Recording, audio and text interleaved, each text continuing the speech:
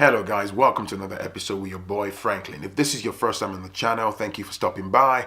My name's Phrankleen, I'm the brain behind this channel. Right, I usually upload on Mondays, Wednesdays, and Fridays. Wednesdays are usually for food recipes. So if food recipes are not your thing, that's absolutely fine. Be sure to look through my channel for other content that I'm sure you'd enjoy watching and consuming, and particularly a section, my channel called Say It Like It Is. This is one of the episodes and, for that part of my, content creation on this channel.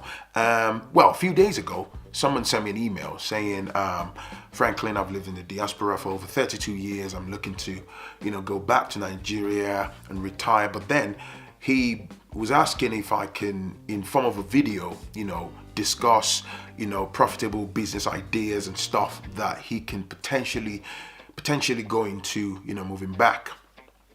So I thought, okay, why not? So I know a few things myself, but then I thought, okay, I'll do a bit more research and make that as a video, so hopefully somebody out there might be able to benefit from it. Right.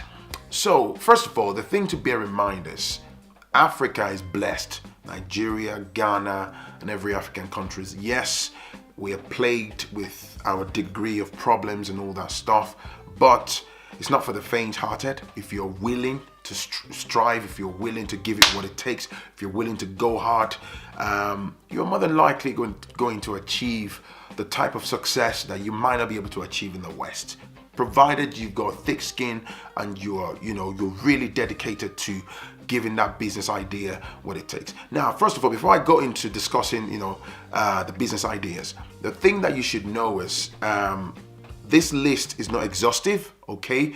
I've just pretty much sort of cut it down to 7 ideas.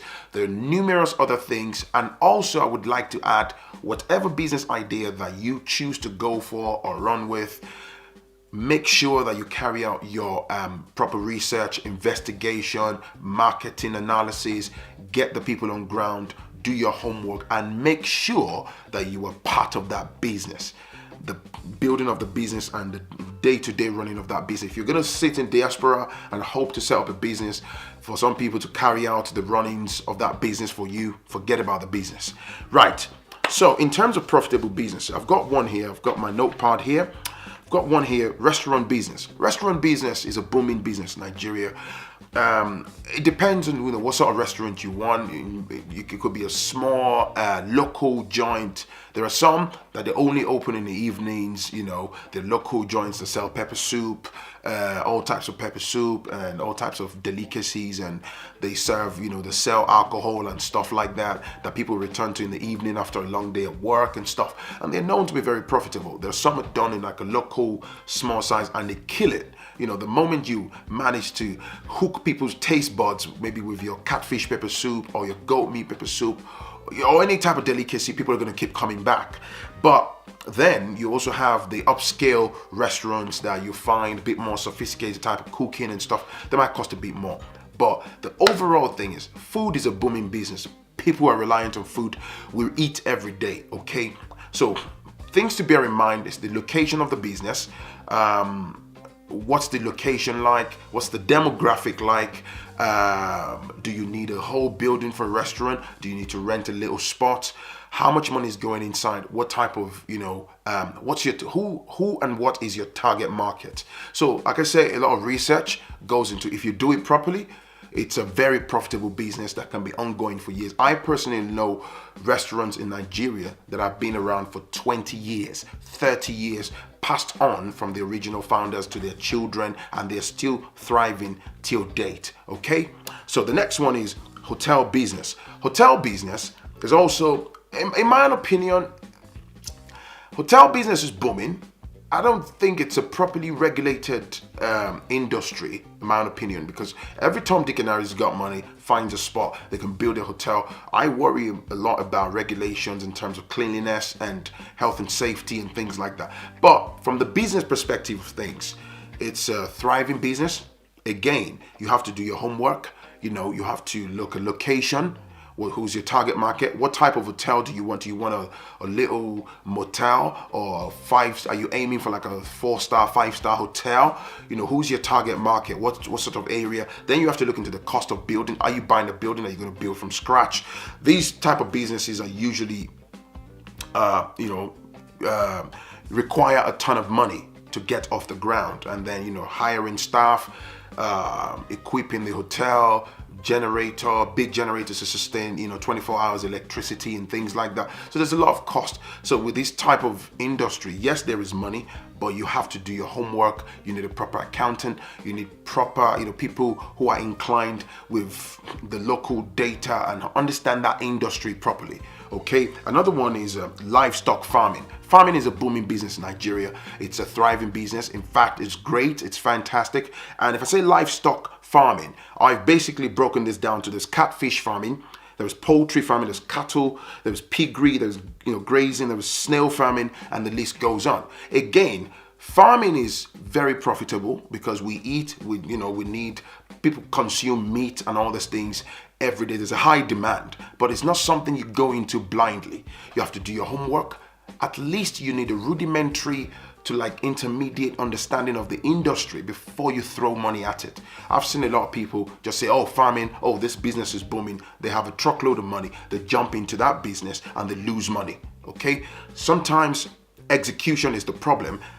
Ignorance, lack of understanding, lack of knowledge, because you just can't dive into an industry that you have no knowledge about. And if you take your money and also just you hire someone and then you commit a ton of money into their hands, they will end up ripping you off. They will end up stealing from you, or you commit it into family, they will run it to the ground because they will always cater for their own interest. So farming is a beautiful thing, but you also have to make sure you acquire knowledge. The next one is exportation of agricultural products. I've always known that. I'm a diaspora and I live abroad, okay? Exportation of our goods, it's importation here. Our food, you're talking about cassava flakes, otherwise known as gari. You're talking about cocoa, yam flour, groundnut, beans, chili pepper. The list goes on, right? Yam and all that stuff.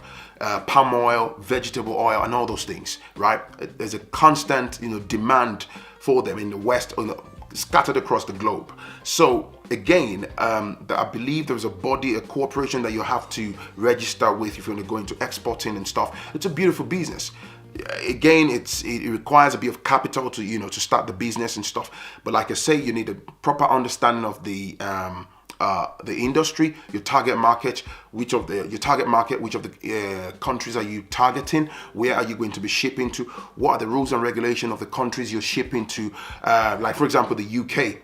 There are certain foods, I understand there was a ban on Nigerian beans. I'm not sure if that ban has been removed now, simply because of how our people have been improperly packaging our beans. A lot of beans with the, what do you call them? The name is going off my head now. The sort of insects you find in beans. So for that reason, they banned our beans. And then there was a company that's not even a Nigerian owned company. They've gone through the means of packaging our beans. They're called Tropical Foods. They're not sponsored by, I'm not sponsored by them. So, but Tropical Food, I've seen them packaging our beans and selling it.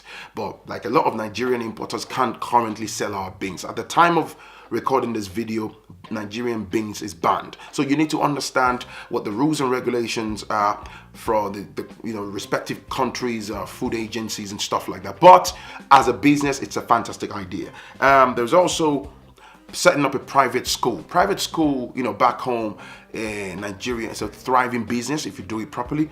But personally, my thing about anything education is the primary target has got to be the provision of a reliable, quality education, because education is key. The quality of the education that you're providing is very important. I've seen schools across Nigeria, Africa, whereby it's all colorful, big buildings and all the shiny stuff, computers and stuff, but the quality of the education is absolutely despicable. Okay, they charge parents tons of money, but at the end of the day, when you quantify what they're really providing, you're not really getting value for money. So as long as you're prepared to do it properly, and again, I think it's advisable to have a good background in the educational, education sector before you go into it. Some people go into it purely for business. There's a business side of running a school, but if you're only business driven, and as I say, if you're not focused on the quality of the education, then that might not be a good thing, okay? But if you do it properly, it's a fantastic thing. People have primary schools, you can set up secondary schools and stuff like that, and also I'm sure there is a body that regulates setting up a school, the certifications and all the things you need to have. You can investigate and research. Another one is secondhand goods business. This one, I'm not sure if you know that, but about 90% of not 90%, what am I saying? About roughly 90 million Nigerians are neck deep in poverty. That's a fact. So what that means is the wages are very poor, okay? The living conditions is really difficult for a lot of people. So for a lot of people they need a lot of things to get by, and to buy brand new stuff and like clothings and shoes and bags, it's really difficult, because if you're earning this much in wages, how do you go proper shopping and stuff? So secondhand goods, things like laptops, phones, other kind of gadgets, particularly clothes, shoes, right? Shoes and clothings. People need clothings, okay? There's a name for it in Nigeria called Bend Down Boutique, okay? It's been around for donkey years, okay? And it's a booming market. It's a mega market. There are many people that rely on used clothing. The used clothing is actually coming grade A, B and C. Like the grade A are pretty much next to new. Even some of the grade A are brand new and stuff. So if you do your investigations and find out, maybe you want to bring them in containers and bales, you want to sell them yourself, or you want to supply the actual sellers, but I know there's a ton of money in that industry. Again, another thing is car parts.